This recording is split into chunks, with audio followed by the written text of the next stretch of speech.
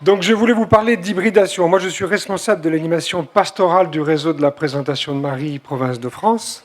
J'ai été professeur pendant 25 ans dans la présentation de Marie. Et donc je travaille actuellement pour les sœurs. Hybridation. Nous l'avons vu avant-hier en termes pédagogiques. J'ai dit que je l'aborderais ici sous ses aspects sociétaux et économiques. L'hybridation pour nous, c'est établir des ponts entre des mondes.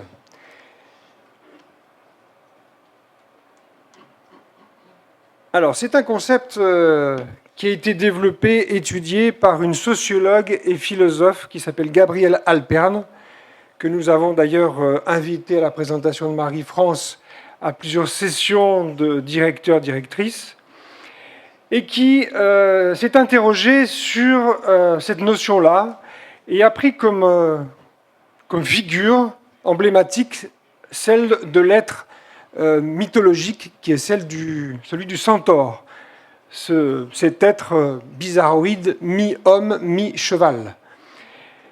Elle a fait le constat qu'en fait, aujourd'hui, la plupart des gens n'ont pas un parcours en ligne droite, comme ça a pu être le cas auparavant, et qu'ils sont en quelque sorte hybridés. Ils ont des parcours familiaux quelquefois un petit peu chaotiques. Ils ont aussi des parcours professionnels où il y a souvent des virages, des retours en arrière, des sauts. Et donc ça en fait des personnages un petit peu particuliers, un petit peu singuliers, qu'il faut accueillir à la fois dans les entreprises, mais aussi à la fois dans nos collèges et dans nos maisons de retraite. Pour autant, ce sont des personnes singulières, peut-être difficiles à analyser, mais qui sont aussi une richesse, puisqu'ils offrent un regard pluriel sur nos organisations. Elle parle aussi que même les objets aujourd'hui sont hybrides. Prenez votre téléphone, c'est tout. Enfin, c'est un téléphone, mais on l'utilise à 90% pour autre chose qu'un téléphone. Il fait beaucoup plus de choses qu'un téléphone. Les organisations aussi, les entreprises, sont hybrides. Rares sont celles qui se contentent d'une activité et puis elles trouvent des solutions pour s'adapter à un monde qui est de plus en plus instable et changeant. Et les entreprises, c'est essentiellement pour survivre. Alors pour illustrer ça, l'autre jour, quand je regardais les fleurs qui ont été posées sur cette scène, qui sont très belles, je me rappelais une petite histoire. Je vais vous raconter une petite histoire. Voilà. Vous voulez bien? Oui. Je voulais acheter des fleurs à ma femme. C'est une bonne idée, hein, vous ne croyez pas? Même après 25 ans de mariage, mais surtout après 25 ans de mariage. Et j'ai voulu me rendre chez un fleuriste, normal, fleuriste que je connaissais un petit peu. Le père était un ancien parent d'élève, d'un élève qui avait étudié au collège où j'enseignais. Et ce père, avant d'être fleuriste, avait été ingénieur chimiste. Il avait aussi créé une épicerie solidaire dans un petit village. Et aujourd'hui, il finissait fleuriste. Quand je rentre chez le fleuriste, je demande des nouvelles de son enfant et il me dit qu'il a étudié l'informatique pendant plusieurs années. Il a exercé le métier d'informaticien et que maintenant, il rêvait d'être berger. Donc vous voyez un petit peu les parcours de chacun. Et puis dans ce magasin, en me retournant, je m'aperçois qu'il y avait non seulement des fleurs, mais aussi des bouteilles de vin, du pâté et des pots de confiture à vendre. Bizarre chez un fleuriste. Alors j'ai essayé de me frayer un chemin en évitant de faire tomber les bouteilles de vin pour aller jusqu'à un bouquet. Et là, je me suis aperçu qu'il y avait beaucoup de gens qui rentraient dans ce magasin et peu achetaient des fleurs. Et en fait, le fleuriste passait son temps à donner des colis et des paquets à des gens qui avaient fait leur commande sur Amazon. Voilà un exemple d'hybridation à la fois des parcours et à la fois de l'entreprise fleuriste qui paraissait au départ assez simple. Alors rassurez-vous, je suis reparti avec un bouquet de fleurs et non pas une bouteille de vin, ou pire, un paquet qui ne m'était pas destiné. Voilà. L'hybridation, ça fait écho aussi au message du pape François qui nous disait, et on en a déjà parlé dans cette session, prenez les chemins des périphéries, c'est-à-dire accepter les chemins qui ne sont pas tout droits, sortez de vos zones de confort dans l'accueil des personnes que vous devez accueillir. Nous l'avons vu l'autre jour avec le petit poisson qui sortait du bocal. Pour l'éducation, le pape parlait de village de l'éducation, c'est-à-dire une notion qui inclut des choses beaucoup plus larges que le seul fait d'éduquer dans un établissement scolaire classique. Ça fait aussi écho à notre mère Rivier qui nous demandait de faire preuve d'audace.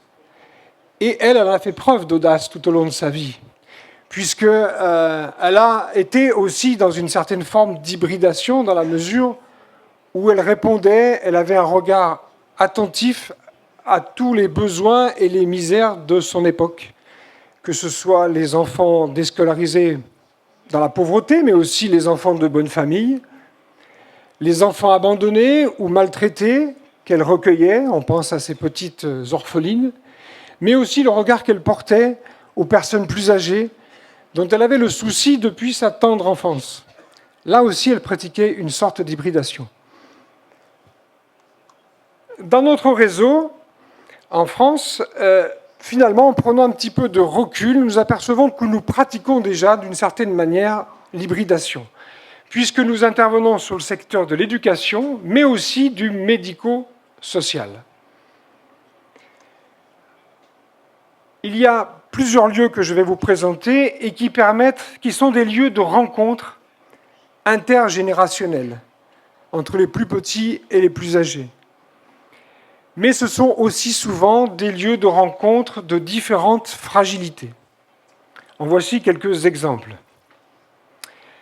Dans le secteur du sud-ouest, à Brassac et Fonrieux, nous avons sur le même site ou dans des lieux très proches une école, une maison de retraite pour personnes âgées, une résidence autonomie pour des personnes qui ne sont pas encore en maison de retraite, mais qui veulent un soutien, et une résidence pour personnes porteuses de handicap vieillissantes.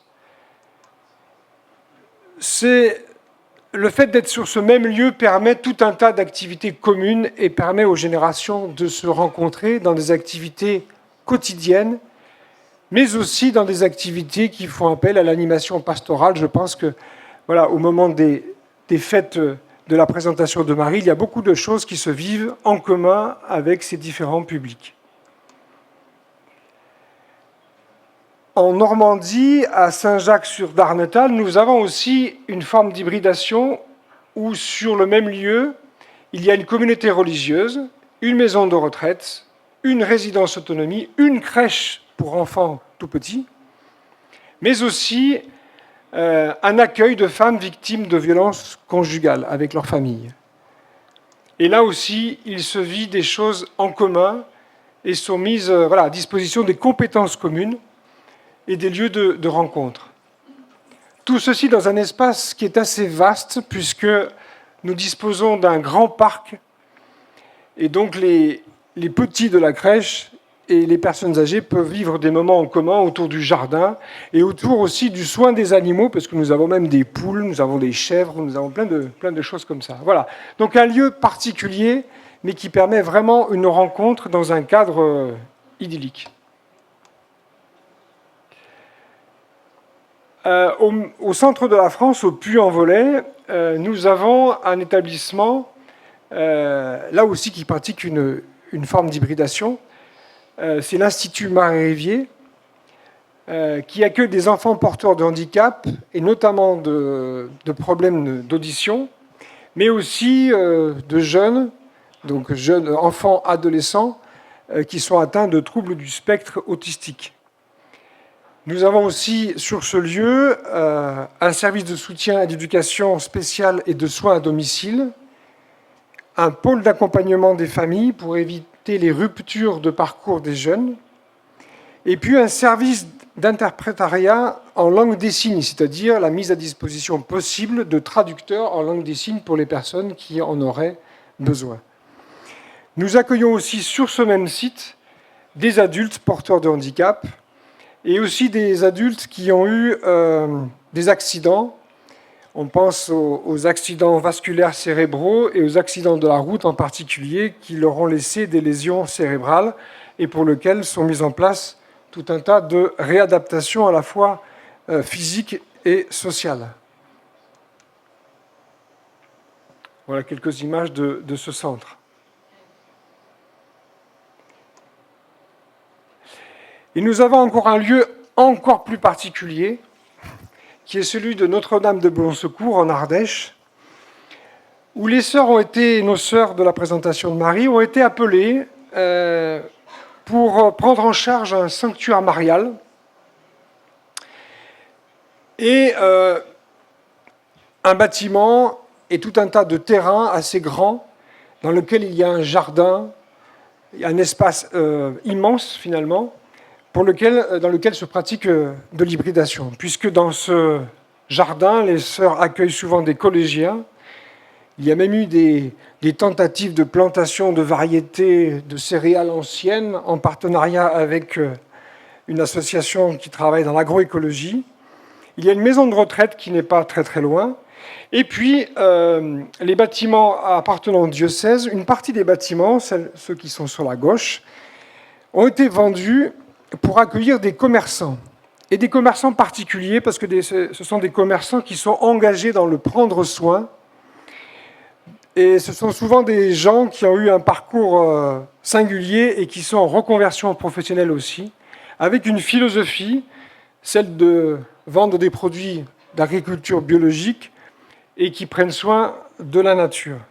C'est un espace particulier puisqu'il se vit des choses en commun, des concerts, de l'accueil de jeunes, tout un tas de choses, des expositions autour de l'écologie intégrale. Donc c'est un lieu particulier de rencontre de personnes qui ne se seraient sans doute pas rencontrées ailleurs.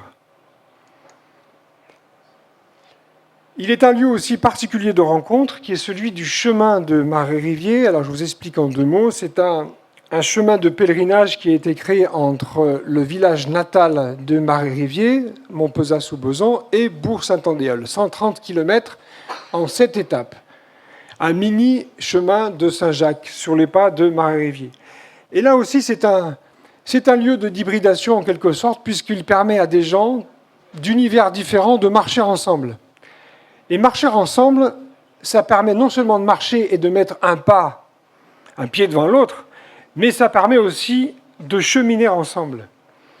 Et donc on cheminait ensemble des religieuses et des laïcs, des jeunes porteurs de handicap et des grands jeunes valides, et puis sont amenés à cheminer sur ce chemin de pèlerinage, aussi des pèlerins qui n'appartiennent pas forcément à notre réseau et que l'on veut permettre de parcourir cette route en s'inspirant du charisme de Marais-Rivier. Ça a même une influence sur les gens localement qui, dans certains villages, ont oublié le personnage de Marais-Rivier, et de voir passer des pèlerins, eh bien, ça interroge, et c'est aussi une forme d'accueil du personnage de Marais-Rivier qui a été oublié un petit peu dans les villages de son pays. La présentation de Marie, comme je vous l'ai montré ici, pratique déjà un petit peu l'hybridation. Mais nous voulons aller un peu plus loin dans l'hybridation. La première décision qui a été prise pour aller un petit peu plus loin dans l'hybridation, c'est de créer ce que l'on a appelé un conseil des œuvres. Jusqu'à présent, les sœurs de la présentation de Marie avaient un conseil de tutelle qui est un organe consultatif et qui les aide à prendre des décisions stratégiques. Pour l'instant, ce conseil n'était constitué que de personnes, de laïcs, il y a des religieux aussi, mais de laïcs qui venaient du monde de l'éducatif. Nous avons changé la donne et créé un conseil qui inclut aussi des personnes qui travaillent dans le secteur médico-social. Donc des directeurs, directrices de maisons de retraite ont rejoint notre conseil des œuvres, qui est l'organe consultatif des sœurs de la province. L'objectif est de porter un regard croisé sur les établissements et puis d'avoir un enrichissement mutuel par le partage d'informations et le partage d'idées. Nous voulons répondre, grâce à cette nouvelle organisation, aux défis de notre temps. Défis démographiques. Nous savons que, voilà, en France, et c'est le cas dans beaucoup de pays en Europe, l'exode rural, la baisse de la natalité, l'augmentation de la population vieillissante change un petit peu les données démographiques et nous oblige à nous adapter et sans doute à penser de nouveaux chemins d'hybridation entre le monde scolaire et le monde du médico-social. Il y a aussi des questions de société que nous partageons. Mon collègue Olivier Marsal, qui n'est pas là aujourd'hui, prend souvent l'exemple suivant. Il dit « Les gens nous confient ce qu'ils ont de plus précieux. Les parents nous confient leurs enfants. Et les enfants nous confient leurs parents. » Et donc, beaucoup de questions traversent ces deux mondes, et notamment la question des relations entre les institutions et les familles, qui sont parfois un petit peu compliquées. Ceci nous permet aussi de penser une politique de formation commune et d'animation pastorale pour l'ensemble de ces établissements. Nous avons comme projet aussi de permettre à ce que dans le secteur médico-social puissent être réalisées des visites, des visites de tutelle qu'on appelle, inspirées de ce qui se passe dans le secteur éducatif. Je vous remercie pour votre attention.